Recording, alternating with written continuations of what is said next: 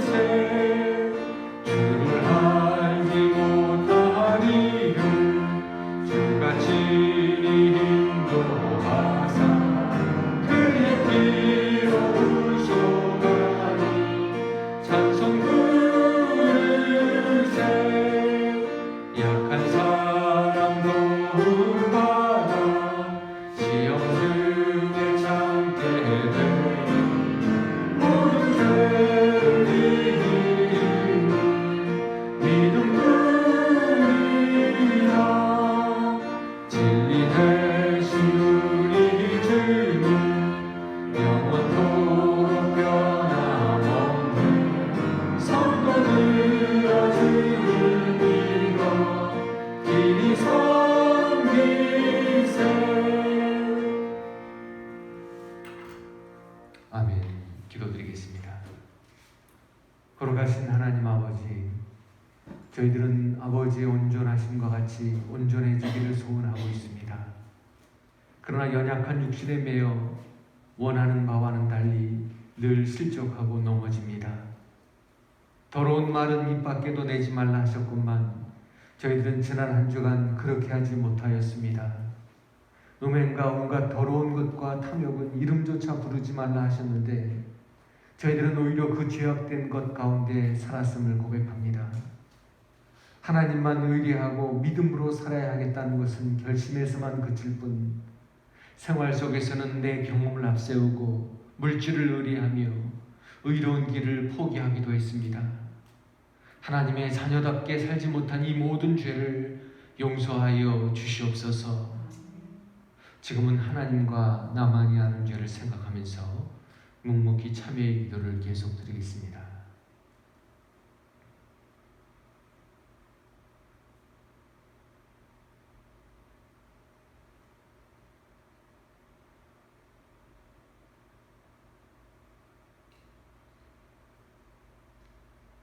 내 악이 제하여졌고 내 죄가 사하여졌느니라. 그러므로 이제 그리스도 예수 안에 있는 자에게는 결코 정죄함이 없느니라. 아멘. 사도신경으로 신앙을 고백하겠습니다. 나는 전능하신 아버지 하나님 천지의 창조주를 믿습니다. 나는 그의 유일하신 아들 우리 주 예수 그리스도를 믿습니다.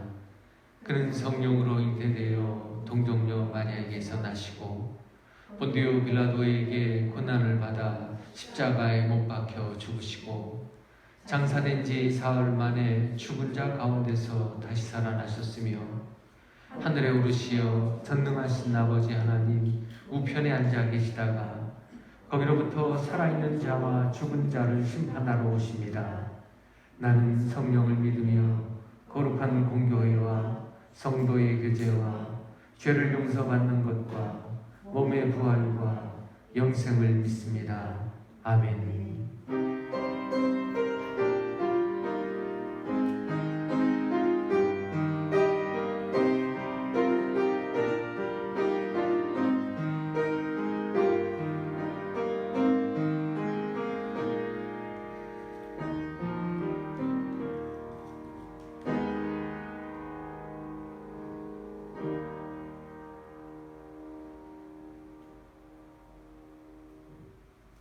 함께 보실 교동문은 7번 교동문입니다.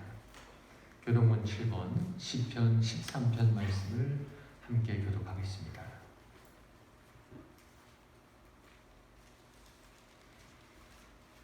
교동문 7번 시편 13편입니다. 여호와여, 어느 때까지니까 나를 영원히 잊으시나이까? 나의 영혼이 번민하고 종일토록 마음에 근심하기를 어느 때까지 하오며,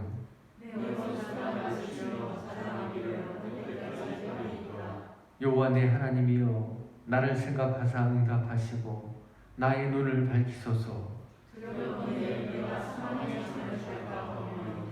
두렵건대 나의 원수가 이르기를 내가 그를 이겼다 할까 하오며, 나는 오직 주의 사랑을 의지하였사오니 내가 여호와를 찬송하리니 이는 주께서 내게 은덕을 베푸시미로다. 아멘. 454장 찬송하시겠습니다.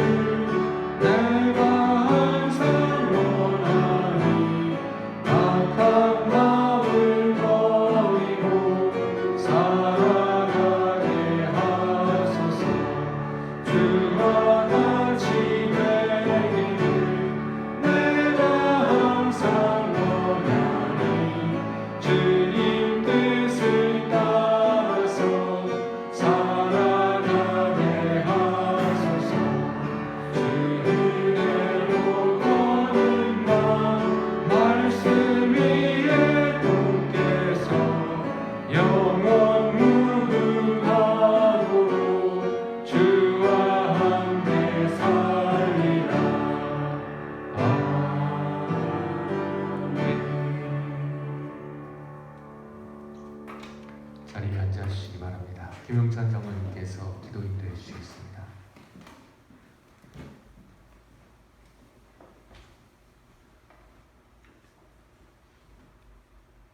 천지 만물을 말씀으로 창조하시고 다스리시며 운행하시며 주관하시는 하나님, 이 시간 무한한 감사를 주님께 드립니다.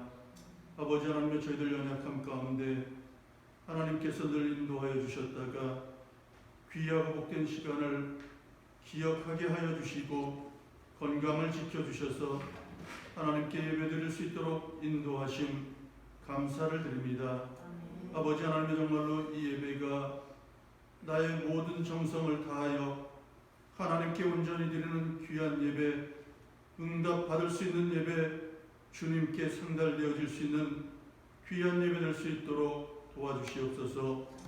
부족함 속에 예배드리지만, 연약함 속에 예배드리지만 주님을 더욱더 가까이 생각할 수 있는 귀한 시간이 될 수 있게 도와주시며, 말씀으로 우리의 심령이 깨끗하여지고 새로워질 수 있도록 주님께서 인도하여 주시옵소서. 만세전부터 우리 새하늘교회를 지금까지 인도하여 주신 감사함을 드립니다. 우리 교회에게 맡겨진 사명, 저희들 감당하기 위해 늘 기도할 수 있도록 도와주시고, 부족할 때마다 엎드려 기도할 수 있는 귀한 마음을 허락하여 주시옵소서. 우리 교회를 통하여 정말로 이 동네에 많은 죽어가는 심령들이 하나님께로 주님을 영접할 수 있는 귀한 아버지 하나님의 길로 나아올 수 있도록 인도하여 주시고, 우리 온 성도들이 합심하여 기도할 때에 아버지 하나님의 정말로 교회의 노아의 방주 역할을 잘 감당할 수 있는 교회 될 수 있도록 도와주시옵소서. 하나님께 인정받고 또한 아버지 하나님을 안 믿는 자들에게도 인정받을 수 있는 귀한 교회 되기를 원합니다. 우리가 날마다 기도할 때 아버지 하나님의 이 모든 것이 이루어질 수 있도록 주님께서 도와주시옵소서. 귀한 시간에 능력의 말씀을 준비하신 사자 목사님 건강을 지켜주시옵시고, 하나님께서 같이 하여 주셔서 은혜 충만하게 받을 수 있도록 도와주시며, 그 말씀이 저희들을 일평생 하나님께로 인도할 수 있는 귀한 말씀 될 수 있도록 도와주시옵소서. 아버지 하나님, 우리 교회에 귀관들 많이 있습니다. 주님께서 지켜주시고 어린아이부터 청년에 또한 학생회를 지켜주시옵시며, 날마다 아버지 하나님 어릴 때부터 충성하는 것을 배우고 자라날 수 있는 아버지 하나님이여 귀한 청년들, 학생들 될 수 있도록 도와주시옵소서.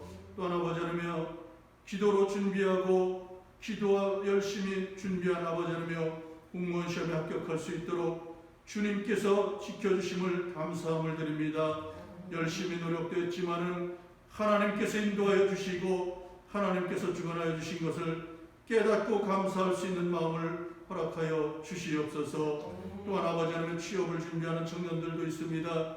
주님께서 같이 하여 주시옵시고 그 모든 일이 하나님의 영광을 위해 쓰여질 수 있도록 주님께서 길을 열어주시고 인도하여 주시옵소서. 이 예배에 아버지 하나님이여 하나님을 찬양하는 찬양단 정성을 들여 하나님을 찬양할 수 있게 도와주시옵시고, 아버지 하나님의 최선의 찬양을 할 때에 하나님께서 기쁘시게 받을 수 있는 귀한 시간 될 수 있도록 도와주시옵소서. 이 나라와 또한 아버지 온 세계가 코로나19로 인하여 근심하고 걱정하고 혼란 속에 있습니다. 하나님께서 도우시고 종식시켜 주시옵시고, 하나님께서 같이 하실 때 이 모든 것이 아버지 하나님의 바이러스가 물러갈 수 있도록 인도해 주옵소서. 많은 사람들이 힘들어하고 지쳐하고 어려워하고 있습니다. 하나님을 더욱더 찾을 수 있는 믿음을 주시고, 이번 일을 통하여 더욱더 하나님의 능력을, 하나님의 모든 그 크신 능력을 깨달을 수 있도록 아버지 하나님께서 도와주시고 인도해 주시옵소서. 아버지 하나님의 교회의 예배를 사모하고 하나님을 사모하지만은 아버지 하나님의 질병으로 인하여 나오지 못하는 성도들 많이 있습니다. 하나님께서 필요한 대로 건강을 책임져 주시고 아버지 하나님께서 도와주셔서 모든 것을 깨끗하게 하여 주시옵소서. 아버지 하나님 특별히 연로하신 아버지 하나님의 부모님들을 주님 인도하여 주시고, 병원에 있을 때 아버지 하나님의 정말로 너무나 질병이 육신의 연약함으로 인하여 하나님을 잊어버리지 않도록 주님께서 같이 하여 주시고 질병도 이길 수 있는 아버지 하나님의 건강을 허락하여 주시옵소서. 우리의 연약함을 통하여 하나님을 더욱더 믿고 기도할 수 있는 모든 영혼들 될 수 있도록 도와주시옵소서. 신고로 장로님을 위해서 기도합니다. 아버지 하나님을 도와주시옵시고, 아직도 아버지 하나님께 더욱더 충성하고 아버지 하나님께 많은 일을 감당해야 할 터인데 아버지 하나님의 육신의 질병으로 인하여 예배에 참석하지 못하고 아버지 하나님의 집에서 아버지 하나님의 가정에서 예배드리고 있습니다. 주님 아버지 하나님의 긍휼히 여기시고 인도하여 주셔서 아버지 하나님 모든 것 치료하여 주시고 아버지 하나님의 모든 신경이 되살아날 수 있도록 주님께서 역사하여 주시옵소서. 홍해를 육지같이 건너게 하여 주셨고 아버지 하나님의 태양도 머무는 아버지 하나님 제자리에 멈추게 하셨던 하나님의 능력이 아버지 하나님 못하실 것이 무엇이 있겠습니까? 치료하여 주시옵소서. 깨끗하게 하여 주시옵소서. 하나님의 능력을 아버지 하나님이여 간증할 수 있는 귀한 장로님 될 수 있도록 도와주시옵소서. 또한 아버지 하나님 많은 사람들이 집에서 예배드리고 있습니다. 아버지 하나님의 동일한 은혜를 부어주시옵시고 하루속 이 모든 코로나가 끝나서 교회에 모여다 같이 기도할 수 있는 귀한 시간을 허락하여 주시옵소서. 아버지 하나님의 예배 모든 것 주님께 맡기오니 아버지 하나님의 사탄의 권세 틈타지 못하도록 지켜주시옵시고 하나님의 능력만 체험할 수 있는 귀하고 복된 시간 될 수 있도록 도와주시옵소서. 간절히 감사를 드리오며 예수님의 이름으로 기도드리옵나이다. 아멘.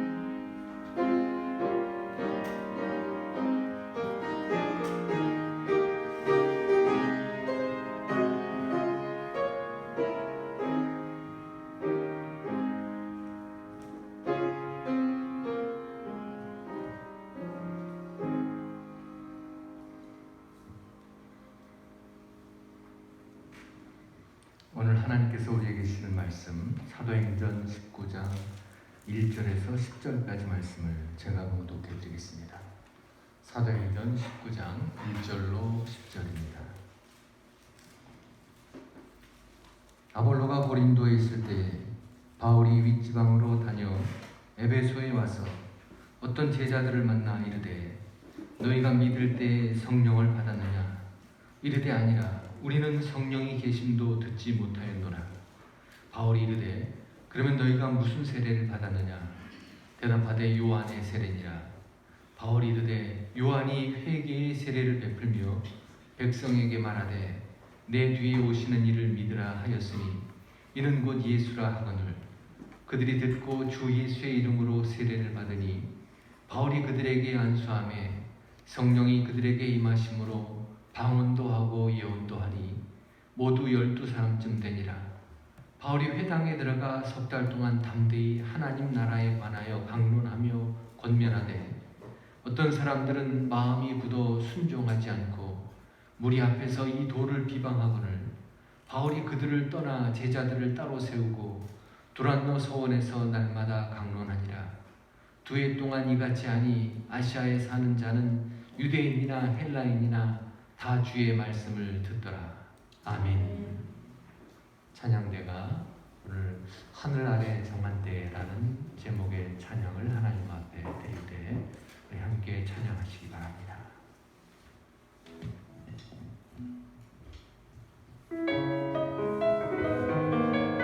함께 찬양 드릴 때 여러분의 마음이 하나님을 부릅니다. 범사의 기한이 있고 범사의 기한이 있고 천하 만사가 다 때가 있나니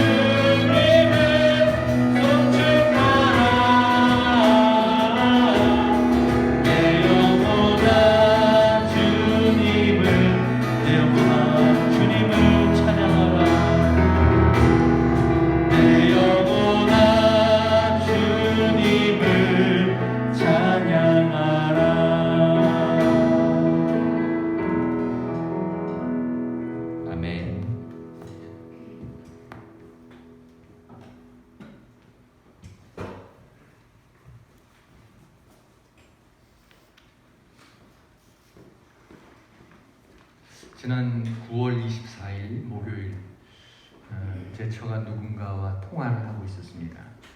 근데 갑자기 언성이 높아지고 굉장히 놀라는 것 같았습니다. 근데 전화를 거는 상대방이 누군지 이제 제가 밖에서 듣기에는 알 수가 없었습니다. 한 사람 이름을 부르는 것이 아니었어요. 어떤 때는 친구의 이름을 부르기도 하고 또 어떤 때는 후배의 이름을 부르기도 합니다. 또 함께 울기도 합니다. 그래서 통화 후에 무슨 일이냐, 누구랑 통화했느냐 물었어요. 그랬더니 9월 18일 금요일 통화한 친구인데, 그 전주 금요일이죠. 금요일 통화한 친구인데 그 친구의 딸이 그 19일 토요일 날 죽어서 장례를 치르고 소식을 알려왔다는 것입니다. 너무 충격을 받아서 호칭을 제대로 할 수 없을 정도로 충격을 받아서 이름을 바꿔가며 불러가며 이 사람 이름 불렀다 저 사람 이름 불렀다 하면서 통화할 정도로 충격이었고 슬펐다고 합니다. 18일 딸 문제로 전화를 걸어서 그 친구가 상담을 해줬는데 그 딸을 너무 과보호로 키워서 늘 속 썩이던 딸이었습니다. 그래서 그 친구가 18일에도 통화를 하면서 그 딸이 죽었으면 좋겠다 이런 푸념을 했다고 합니다. 그랬는데 19일 날 그 다음날 그 딸이 직장에서 스트레스를 받고 견디다 못해서 죽은 것입니다. 정말 우리 입에서 나오는 말이 얼마나 중요하고 또 무서운 것인지를 실감할 수가 있었습니다. 그냥 푸념으로 하소연으로 한 말이었는데 그런데 그렇게 된 거죠. 그래서 자녀들에게 할 말이 있고 하지 말아야 할 말이 있습니다. 그 중에서도 집 나가라, 죽어라 이런 말은 절대로 해서는 안 되는 말입니다. 그 집 큰딸하고 저희 작은 딸하고는 잘 아는 사이였습니다.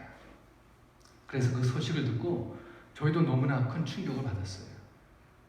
집사람이 얼마나 충격이 컸던지 그것 때문에 금요일부터 아프기 시작합니다. 토요일날 동네 병원에 가서 처방을 받았지만 통증이 계속되어서 강북 삼성병원에 갔더니 대상포진이라는 진단을 받았습니다. 지난 주일 본문을 통해서 주시는 메시지가 바로 그것이었죠.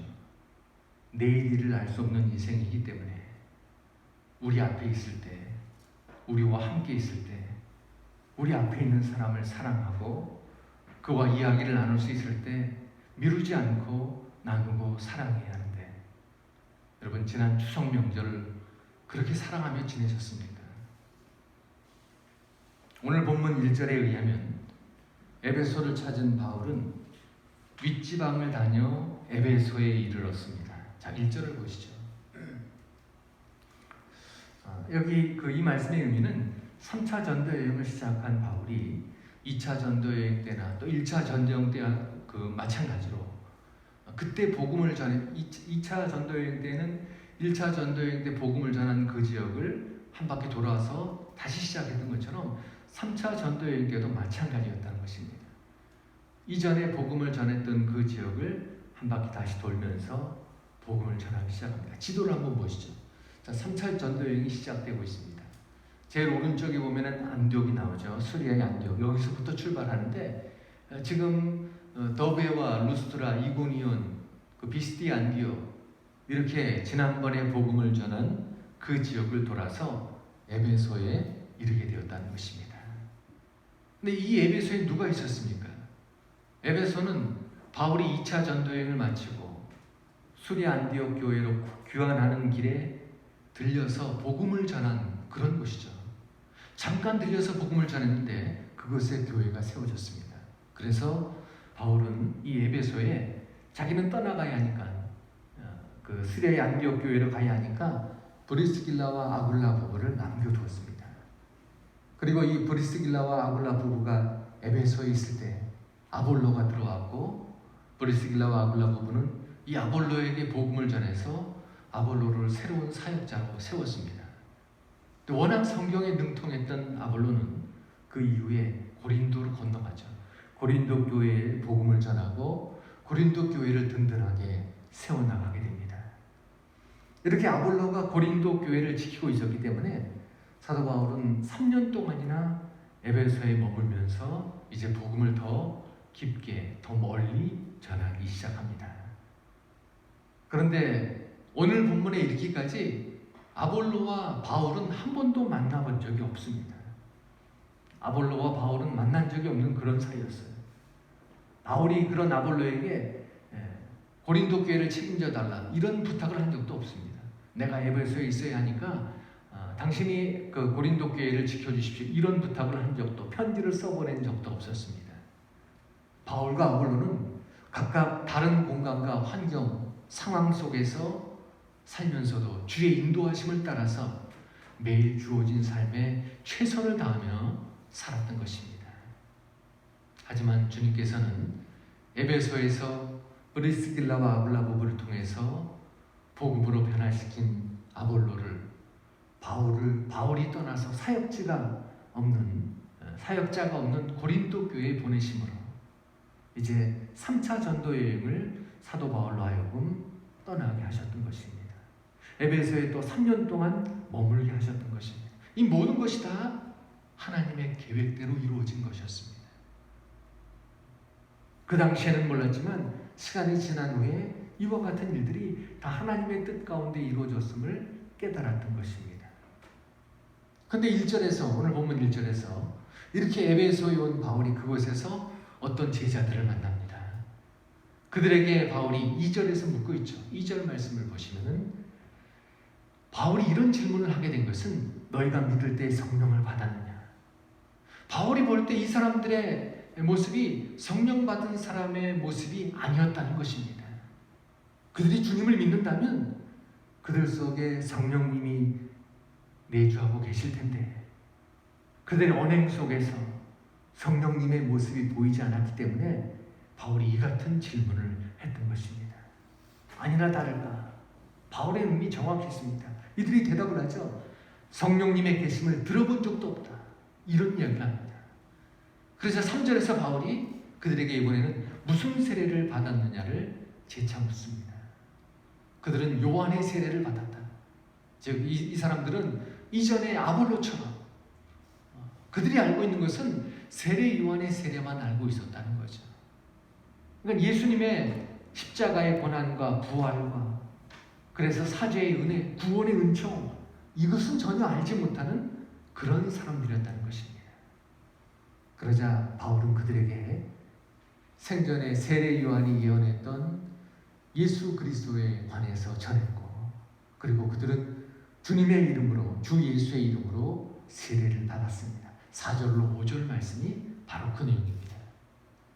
바울이 그들의 머리에 손을 얹고 세례를 베풀자 그들이 조금 전까지는 알지도 못했던 성령님께서 그들 가운데 임하셨습니다. 그들이 그 주님의 구원을 입기 위해서 어떤 노력을 기울인 적도 없었지만 십자가의 예수를 믿어서 구원의 은혜를 얻는 그와 같은 은혜가 그들에게 주어졌던 것입니다. 그런데 여러분, 우리는 어떻습니까? 만일 사도 바울이 지금 나타나서 우리의 생활과 우리의 언행을 보고 우리에게는 과연 어떤 질문을 하실까요? 우리는 과연 성령의 사람으로 살아가고 있습니까? 우리 삶 속에서, 우리 모습 속에서, 우리 말 속에서 성령의 사람이라는 것이 드러나고 있습니까? 어느 교회 목사님이 이런 얘기를 하더라고요. 유럽에 그 세미나가 있어서 갔다가 부목사님들 몇 명하고 같이 세미나가 끝난 후에 유럽 여행을 가게 됐다고 합니다. 그런데 다른 사람들에게는 목사라는 것을 드러내지 않기로 하고 서로 김 사장, 이 사장 이렇게 부르기로 했대요. 왜냐하면 목사라고 하면은 어디 가서 물건값을 흥정도 못합니다. 또 행동하기가 불편하고 아무튼 이런저런 불편한 것 때문에 그렇게 하기로 했다는 것입니다. 그런데 코펜하겐에서 가이드가 그 패키지 여행 온 그 관광객들에게 가방 분실을 조심하라 여기는 가방, 눈 깜빡할 사이에 가방 잃어버리니까 가방을 잘 챙겨야 한다는 그런 주의를 주었는데 그만 그 가이드가 가방을 잃어버렸대요. 관광객들은 무사하고 가이드가 가방을 잃어버려서 그 가방 안에 들었던 돈이며 뭐 여권이며 다 잃어버렸다고 합니다. 그래서 힘이 빠지고 어깨가 축 처져 있었기 때문에 이 목사님이 버스 안에서 다른 관광객들에게 이 가이드를 좀 더 도와주자 그런 제안을 하고 모자를 돌리면서 모금을 했다고 합니다. 그런데 이 일이 끝난 다음에 어떤 사람이 찾아와서 그러더래요. 혹시 목사님 아니십니까? 아니라고 그럴 수는 없으니까 거짓말을 할 수 없으니까 어떻게 알았느냐 그랬더니 꼭 교회에서 헌금 광고할 때처럼 광고를 하셔서 그래서 목사님이 아닌가 생각이 됐다. 직업을 숨길 수가 없죠. 전에도 제가 한번 말씀드린 적이 있죠. 미용실에 갔는데 미용사가 제 머리를 보더니 목사님 아니냐고 단번에 물어보더라고요. 머리 스타일 보고 알았다. 그런 얘기를 합니다. 근데 이런 것 말고 이렇게 외모로만 드러나는 것 말고 우리의 삶 속에서 우리의 인격 속에서 그리스도의 향기를 풍겨내고 있습니까? 그러면 어떻게 하면 우리의 삶 속에서 우리의 인격 속에서 그리스도의 향기를 풍겨나게 할 수 있을까요? 내 속에 성령님이 계시는데도 불구하고 그런 것이 없다면 사도 바울이 뭐라고 말씀하겠습니까?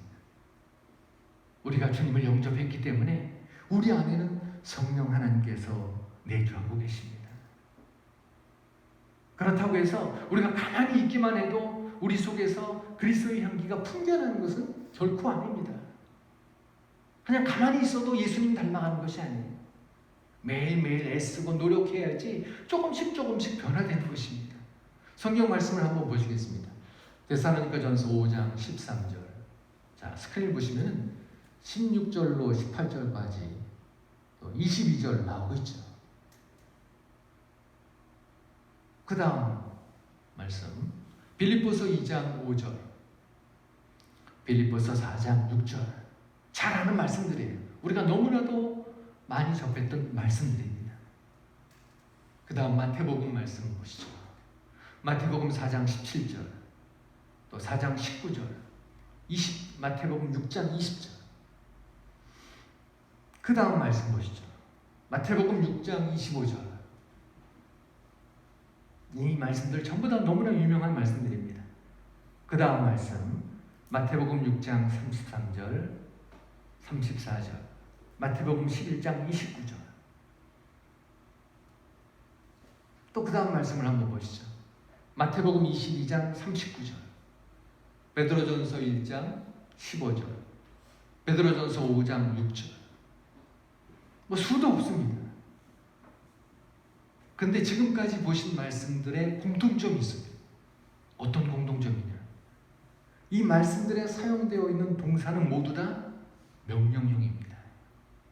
이렇게 하라는 거예요. 주님께서는 우리가 가만히 있어도 우리의 인격이 주님을 닮아가고 주님의 향기를 풍겨낼 수 있다고 말씀하시지 않습니다. 우리가 가만히 있어도 우리 삶 속에서 하나님의 나라와 하나님의 의가 이루어진다고 말씀하신 적이 없어요. 주님께서는 우리가 주님을 닮아가고 주님의 향기를 풍겨내려면 앞서 보신 이 말씀처럼 행해야 한다고 명령하고 계십니다. 다 명령형이에요. 이렇게 하라, 두라, 염려하지 마라, 의를 구하라, 내게 배우라, 사랑하라. 다 명령형입니다. 우리끼리 화목하고 항상 기뻐하고 쉬지 말고 기도하고 주님만 따라가고 먼저 그의 나라와 그의 의를 구하고 내 이웃을 내 자신같이 사랑하고 겸손하라. 일일이 명령하셨습니다. 물론 우리가 이 주님 말씀을 다 지킨다고 해서 구원받는 것은 결코 아닙니다. 만일 그래야 한다면 구원받을 사람은 이 세상에 아무도 없을 거예요. 그럼에도 주님께서는 우리에게 이것을 명령하고 계십니다. 우리의 모든 죄와 허물에도 불구하고 주님의 구원의 은혜가 먼저 임했기 때문에 구원받은 그리스도인으로 우리 속에 임재해 계시는 성령 하나님의 능력에 의지해서 이 주님의 말씀을 쫓아가며 살아갈 때 우리의 삶이 점점 주님이 명하시는 삶이 되어가는 것입니다. 우리의 모습이 점점 주님을 닮아가게 되는 것입니다. 이렇게 살아갈 때 비로소 우리에게서 주님의 향기가 풍겨날 수 있는 것입니다. 요약해서 말씀드리자면 구원받은 것은 하나님의 은혜지만, 구원은 하나님의 은혜로 받지만 주님을 닮아가려면, 성화되려면 우리의 노력이 필요하다는 것입니다. 하나님 말씀을 지키며 그 명령들을 지켜나가는 노력이 필요하다는 것입니다. 그럴 때 성화될 수 있다는 거예요. 주님을 닮아갈 수 있다는 것입니다. 다시 본문으로 돌아가서 6절을 보시면은 바울이 그들에게 세례를 베풉니다. 머리에 손을 얹자 그들이 조금 전까지는 하나님을, 예수님을 알지 못했던 그들이, 성령님을 알지 못했던 그들이 성령님이 그들에게 임하시는 장면이 소개되고 있죠. 그리고 성령 하나님께서 임하심과 동시에 그들은 마치 약속이라도 한 듯이 모두 다 방언도 하고 예언도 했습니다. 이것이 그들에게 성령 하나님이 임하셨다는 증거였습니다. 여기서 방언은 사람들이 알아들을 수 없는 천상의 말을 방언이라고도 하지만 이 방언이 아닙니다. 오순절 제자들에게 주어졌던 그 방언은, 최초의 방언은 외국어를 쓰는 사람들과 소통할 수 있는 방언입니다. 그 사람들 나라 말을 알아듣기도 하고 그 사람들 말을 하기도 하고 하는 방언이에요. 오늘 방언 역시 마찬가지 방언입니다. 외국어를 알아듣고 말하는 그런 방언입니다. 이게 더 놀라운 일이죠. 어떻게 배우지도 않은 외국어를 할 수 있습니까? 그 말이 소통이 되는 말입니다. 엉터리 외국어가 아니라. 또 성경에서 말씀하는 예언이라고 하는 것은, 이것은 그 점쟁이처럼 미래 일을 알아맞히는 그런 예언이 아니고 하나님께서 하나님의 말씀을 맡기신 것을 의미하는 것입니다. 예언. 그러니까 예금과 같은 그 예자를 쓰고 있어요. 돈을 맡길 때 예금이라고 하죠. 말씀을 맡길 때 예언이라고 합니다. 하나님의 말씀을 맡기셨다는 거죠. 그래서 성경에서 예언자라고 하는 것은 은행이 사람들의 예금을 책임지고 맡듯이 하나님의 말씀을 책임지고 맡은 사람, 한자로 맡길 일자를 사용하는 예언자입니다. 오늘 본문에 그 숫자가 12명쯤 되었다고 7절에 나오고 있죠. 바울은 이렇게 지금까지 방문하는 도시에서마다 그렇게 했던 것처럼 재방문한 에베소에서도 우연히 만난 어떤 제자들에게 복음을 전하고 세례를 베푼 후에 곧장 유대인 회당으로 찾아갔습니다. 8절. 사도행전 18장에서 살펴봤던 것처럼 2차 전도여행을 마치고 바울은 에베소에 들렸어요. 이 배를 타고 가는 길, 그 노선을 보셨죠. 고린도에서 수리아의 안디옥까지 가는 그 길이 너무나 먼 길입니다. 옛날에 2000년 전에 배를 타고 그렇게 한 번에 갈 수가 없었습니다. 여러 곳을 거치면서 갔는데 그때 에베소에 들렸을 때 잠시 내려서 복음을 전합니다. 그래서 에베소 교회가 생겨났죠. 에베소 교인들이 바울에게 머물러 달라고 요청했지만 바울은 가야 하기 때문에 다시 돌아오겠다고 하는 약속을 남기고 시리아의 안디옥 교회로 갔습니다. 그리고 3차 전도여행 시작했을 때 바울은 에베소를 다시 찾아갔던 것입니다. 회당을 찾아갔습니다. 회당을 찾아갔다는 의미는 이전에 그 교인들을 만났다는 것을 의미합니다. 에베소의 교인들이 얼마나 기뻤을까요? 가지 말고 남아달라고 애원을 했었는데 그 바울이 약속을 하고 갔다가 다시 돌아왔으니까 얼마나 기뻤겠습니까? 더군다나 브리스길라와 아굴라 부부를 거기 남겨뒀는데 이들은 또 얼마나 기뻤을까요?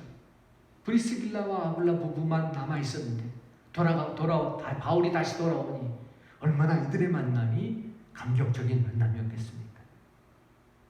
이렇게 에베소의 회당을 다시 찾은 바울은 석 달 동안 하나님 말씀을 강론하며 권면했습니다.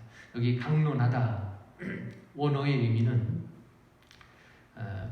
미완료형으로 되어 있습니다. 강론하다. 그러니까 미완료형이라고 하는 것은 계속 반복했다는 것입니다. 그러니까 시간 나면 이따금 찾아가서 복음을 전한 것이 아니라 석 달 동안 회당에서 쉬지 않고 계속해서 복음을 전했다는 거예요. 자, 그 결과가 9절에 나옵니다.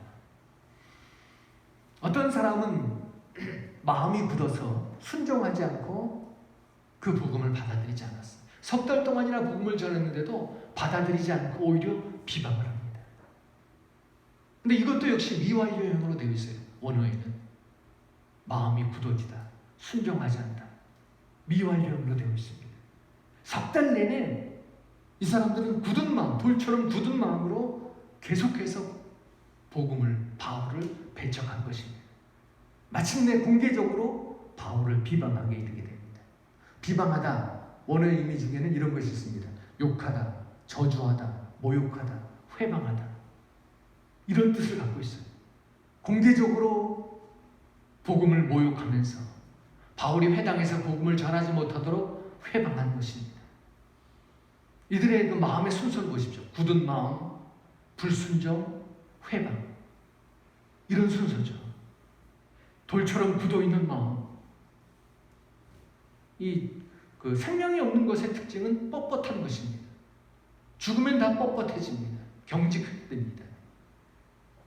어렸을 때에는 유연하던 몸이 나이가 들면 점점 뻣뻣해집니다. 생명이 끊어짐과 동시에 완전히 굳어져 버립니다. 이들의 마음이 그와 같았다는 거죠. 그 마음 속에 생명이 없었습니다. 그 굳은 마음 상태에서 복음을 아무리 전해도 굳은 마음이었기에 불순종했고 마침내 그들은 복음의 회방꾼이 되었습니다. 이것을 역으로 생각하면 바른 믿음의 순서를 우리가 알 수가 있어요. 바른 믿음을 가지려면 어찌해야 하는가? 첫째, 부드러운 마음이 필요합니다. 그 다음에 말씀에 대한 순종이 필요합니다. 그 다음에 회방꾼이 아니라 그렇게 되면 증인된 삶을 살 수가 있습니다. 이것이 순서입니다. 우리가 하나님의 말씀을 품기 위해서는 옥토가 되어야 되겠죠. 그리고 그 옥토 속에 심겨진 말씀에 순종해야 합니다. 그러면 우리가 자연히 그리스도의 증인으로 살아가게 되는 것입니다. 그러자 바울이 과감하게 그들을 떠납니다. 굳은 마음의 회방꾼들과 함께 있을 수가 없습니다. 바울이 회당을 떠나서 두란노 소원이라는 곳에서 복음을 전하기 시작합니다. 이렇게 2년 동안 바울은 두란노 소원에서 복음을 전했습니다.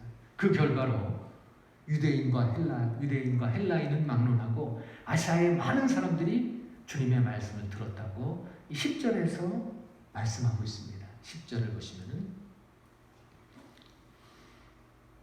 근데 여기 10절을 보시면 그런데 9절을 다시 보시죠. 9절을 다시 보시면은 이 두란노 소원이라는 것이 나오죠. 두란노 소원. 그 소원으로 번역된 원어는 스콜레라고 하는 뜻 단어입니다. 스콜레. 근데 이 스콜레라고 하는 단어에서 스쿨이 나왔다고 해요. 영어 스쿨. 그 당시에는 이 소원 스콜레에서 토론도 하고 논쟁도 하고 강연도 하고 또 여가도 즐기는 다목적인 공간이었다고 합니다. 로마 시대에는 이 스콜레가 아주 흔했다고 합니다. 그러니까 두란노 서원은 에베소에 살고 있는 튀란노스라고 하는 사람 이름입니다. 튀란노스라고 하는 사람의 스콜레를 가리킵니다. 그러니까 튀란노스를 두란노로 번역한 거예요. 튀란노스 스콜레. 베자사본에 의하면 튀란노스 스콜레의 주인인 튀란노스는 오전에 이 튀란노스 스콜레를 사용했다고 합니다. 그래서 오후에는 사용하지 않았기 때문에 바울과 에베소의 그리스도인들이 오전 11시부터 오후 4시까지 튀란노스의 스콜레를 사용한 것으로 전해지고 있습니다. 오늘날도 마찬가지죠. 외국으로 이민 간 사람들의 이민교회들이 주로 처음에는 이렇게 시작을 합니다. 그 지역교회에서 사용하지 않고 있는 시간에 예배당을 빌려서 예배당을 사용합니다. 우리나라에도 이런 교회들이 있어요. 지난 한 5월달쯤 신문에 보도가 됐는데 개척교회들이 이 임대료를 감당할 수가 없어서, 임대료가 얼마나 비싼지 화곡역 주변만 하더라도 200만 원이 넘어요. 한 달에 200만 원, 300만 원. 개척교회가 어떻게 그걸 감당하겠습니까? 그래서 개척교회 6교회가 모여가지고 예배당 자리를 하나 빌려서 시간을 서로 다른 시간에 예배를 드린다고 합니다. 그래서 한 지붕 6교회다 이런 제목의 기사가 보도된 적이 있습니다. 두란노 서원에서 바로 그런 식으로 바울이 예배를 드렸다는 것입니다. 그럼 왜 11시부터 오후 4시까지 비어 있었느냐? 그 시간은 낮잠 자는 시간이었다고 합니다. 그 지역 사람들이 시에스타라고 하는데요. 스페인, 이탈리아, 그리스 이 지중해 연안 국가들이 라틴 문화권에서 주로 행해지는 낮잠 자는 풍습이 있었다고 합니다. 나라마다 시간의 차이는 있다고 그래요. 이탈리아는 1시에서 3시 30분까지 자고 그리스는 2시에서 4시까지 낮잠 시간으로 사용한다고 합니다. 그러니까 그 시간은 낮잠 자는 시간이었어요.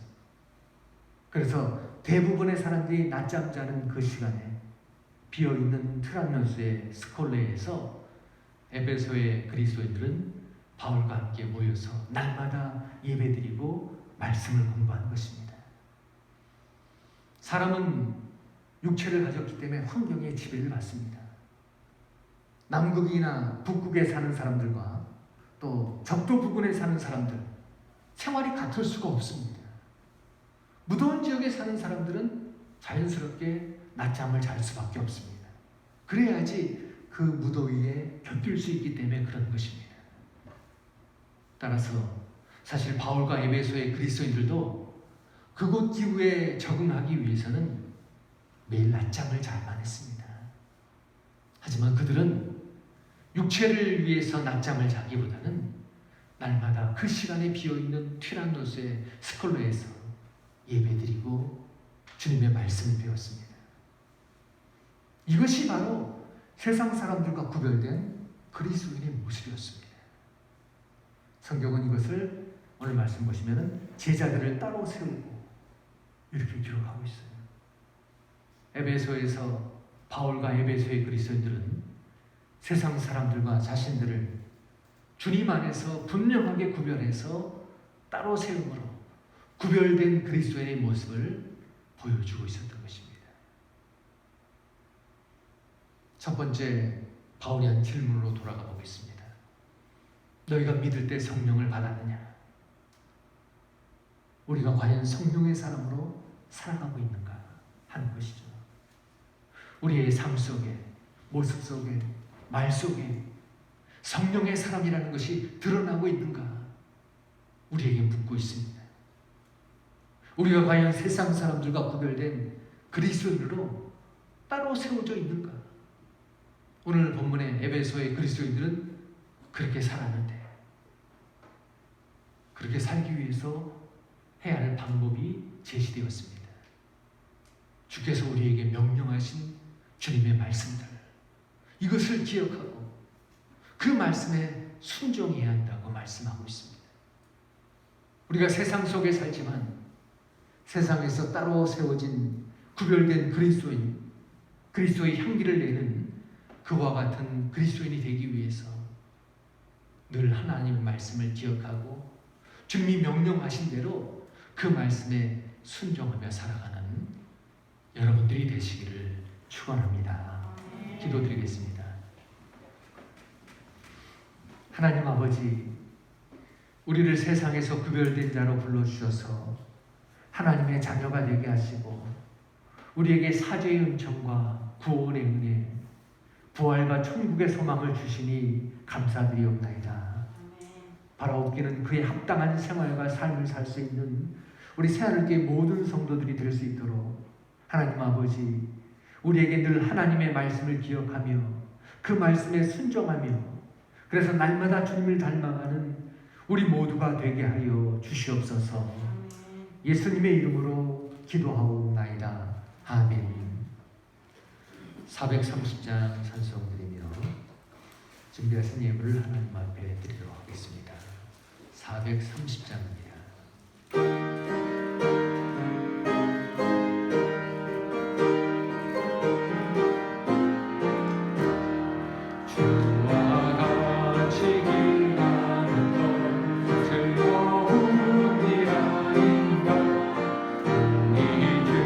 주님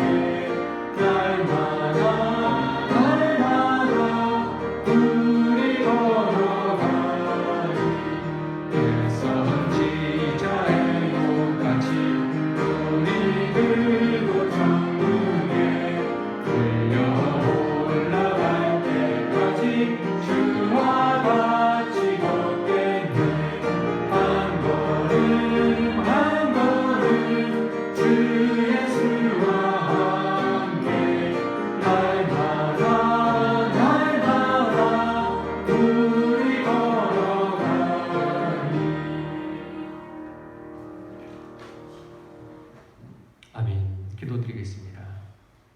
하나님 아버지, 우리를 거룩한 주일 주님 앞에 예배드릴 수 있도록 불러주시고 우리의 예배를 받아주시니 감사하옵나이다. 이 시간 또한 우리가 하나님 앞에 예물을 드리오니 드리는 이 모든 예물을 받아 주시옵소서.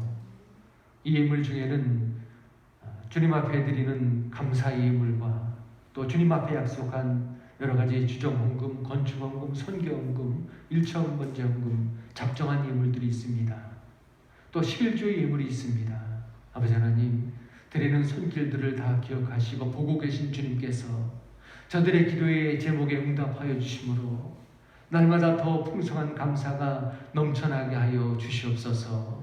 작정한 예물을 끝까지 드릴 수 있도록 우리의 환경과 물질을 지켜주시고 우리의 마음과 믿음의 은혜를 더하여 주시옵소서. 11조의 예물을 드리는 손길들을 주께서 보고 계시오니 저들이 행하는 모든 일들을 형통하게 하여 주심으로 더 많은 것을 시리 하나로 성별해 드릴 수 있도록 하나님이 도우시고 역사해 주시옵소서. 이외에 시간과 노력과 봉사를 드리는 종들이 있습니다. 성미를 드리는 종들이 있습니다. 아버지 하나님, 이 모든 것들을 다 함께 받아주셔서 이 예물이 사용되어지는 곳에 복음이 전파되게 하시고 하나님의 나라가 더욱 확장되는 역사가 일어나게 하여 주시옵소서. 예수님의 이름으로 기도하옵나이다. 아멘. 교회 소식 주보 뒷면을 참고해 주시기 바랍니다. 10월 셋째 주 18일은 추수감사절 주일로 우리 교회는 지키고 있습니다. 10월 27일 영등포 노회가 열릴 예정인데 어떤 방식으로 노회가 열릴지는 아직 미정입니다. 코로나 사태가 계속된다면 아마 온라인으로 예배를 드릴 노회가 열리게 될 것이고 그렇지 않으면 또 모이게 될 텐데 아직은 결정되지 않아서 통보가 오질 않았습니다. 예배 방식 지난주와 똑같습니다. 300석 이하 공간에서는 20명입니다. 그리고 그 외의 공간에서 또 자유롭게 예배 드릴 수가 있습니다. 그래서 우리 교회는 20명이 이 예배당에서 예배 드리고 또 20명이 초과된다면 이때 아래층에서도 예배 드릴 수가 있습니다. 예배 참석이 어려우신 분들은 댁에서 유튜브를 통해서 실시간 예배를 드릴 수가 있습니다. 우리 기쁜 소식을 중간에 한번 전해드렸는데 라수강 형제가 기술직 공무원으로 최종 합격했습니다. 주님께 감사드리며 합격의 기쁨을 함께 나누시기 바랍니다. 기도 제목, 우리 누구를 위해서 기도해야 할지 주보에 나오고 있습니다. 기억하시고 기도해 주시기 바랍니다. 이제 다 함께 일어나셔서 우리 마지막 찬송 463장 하나님 앞에 드리겠습니다.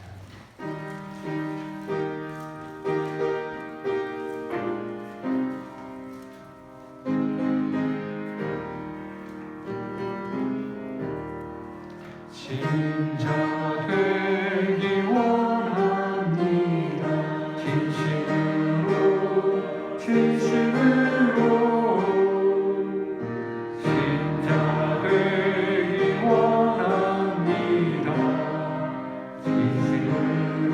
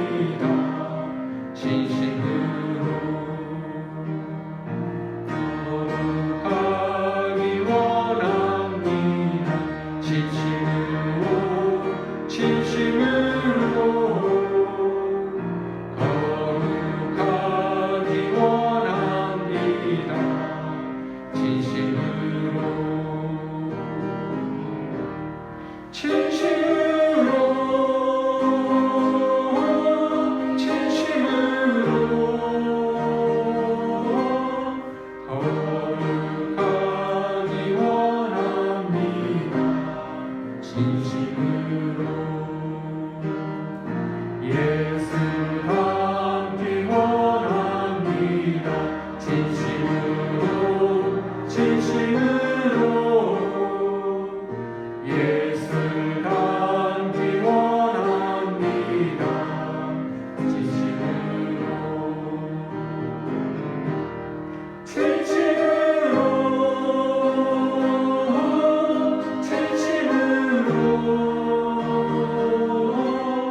예수 닮기 원합니다. 진심으로.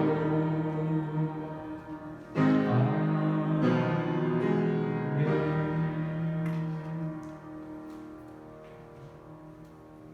기도드리겠습니다. 지금은 우리 주 예수 그리스도의 은혜와 하나님 아버지의 극진하신 사랑하심과 성령 하나님의 인도하심과 교통하심이 날마다 하나님의 말씀을 기억하며 그 말씀대로 준행하여 주님을 닮아가며 그래서 구별된 그리스도인의 삶을 살기 원하는 이 자리에 있는 우리 새하늘교회 모든 성도들과 병석에 있는 신건호 장로님과 박연희 전사님, 유복남 권사님과 김명자 권사님, 그리고 코로나19로 병중에 있는 모든 이들 위해 온 교회와 이 나라와 온 땅의 모든 사람들을 위해 영원토록 함께하여 주시옵기를 간절히 축원하옵나이다. 아멘.